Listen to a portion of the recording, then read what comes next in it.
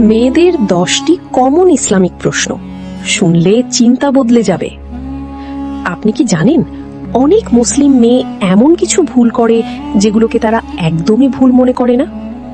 আজকের এই ভিডিওতে এমন কিছু প্রশ্নের উত্তর দেব যা হয়তো আপনার জীবন বদলে দিতে পারে, তাই ভিডিওটা শেষ পর্যন্ত দেখুন।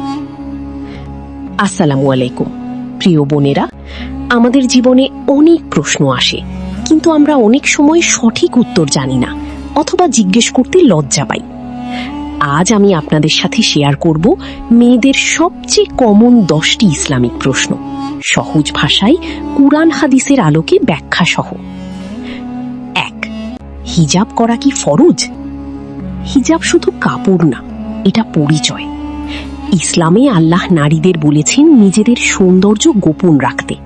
এর পিছনে কারণ আছে, যেমন সমাজকে ফিতনা থেকে বাঁচানো, নারীর সম্মান রক্ষা করা।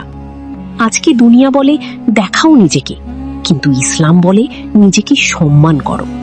এই পার্থক্যটা বুঝতে হবে। 2.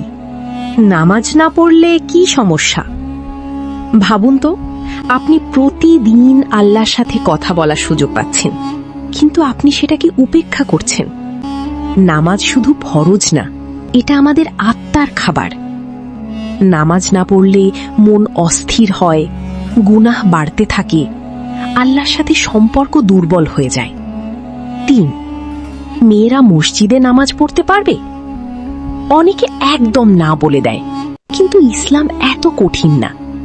রাসূল সাল্লাল্লাহু আলাইহি ওয়াসাল্লাম বলেছেন, মেয়েদের মসজিদে যেতে বাধা দিও না, তবে ঘরে নামাজ পড়া তাদের জন্য বেশি সওয়াবের, কারণ সেখানে বেশি নিরাপত্তা ও একাগ্রতা থাকে।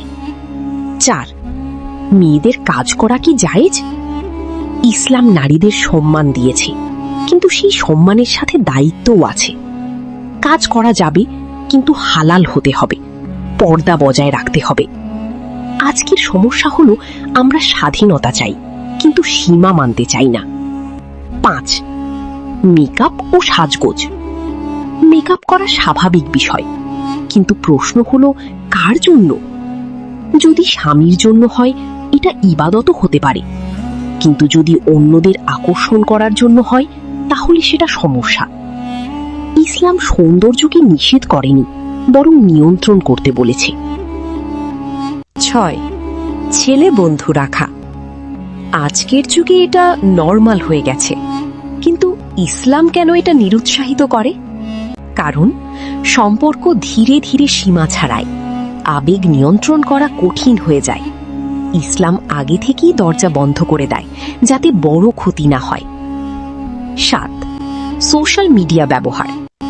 আমরা সবাই ফোনে থাকি, কিন্তু একটা প্রশ্ন, আপনি কি আল্লাহর খুশির জন্য ব্যবহার করছেন নাকি নিজের নফসের জন্য? প্রতিটি পোস্ট, প্রতিটি ভিডিও, সব কিছুর হিসাব দিতে হবে। 8. ইসলামিক জ্ঞান শেখা। শুধু নামাজ পড়লেই হবে না, আপনাকে জানতে হবে আপনি কি করছেন। ভুল ইবাদত করলে সওয়াব নাও হতে পারে। সঠিক জ্ঞান আপনাকে সঠিক পথে রাখে। 9. তওবা কি সত্যিই গ্রহণ হয়? আপনি যত বড় গুনাহই করুন না কেন, যদি সত্যি মন থেকে বলেন ইয়া আল্লাহ আমি ফিরে এসেছি, তাহলে আল্লাহ কখনো ফিরিয়ে দেন না। শর্ত একটাই, সত্যিকারের অনুতাপ। 10. ভালো মুসলিম নারী কেমন? ভালো মুসলিম নারী সেই যিনি আল্লাহকে ভয় করেন, নিজের ইজ্জত রক্ষা করেন, পরিবারকে দ্বীনের পথে রাখেন। এটা কঠিন না, শুধু শুরু করতে হবে। প্রিয় বোনেরা, আজকের এই কথাগুলো শুধু শোনার জন্য না, এগুলো বাস্তবে প্রয়োগ করার জন্য। হয়তো আজই আপনার জীবনের মোড় ঘুরে যেতে পারে। তাই এই ভিডিওটা শেয়ার করুন, কারণ আপনার মাধ্যমে আরেকজন হিদায়াত পেতে পারে। আসসালামু আলাইকুম।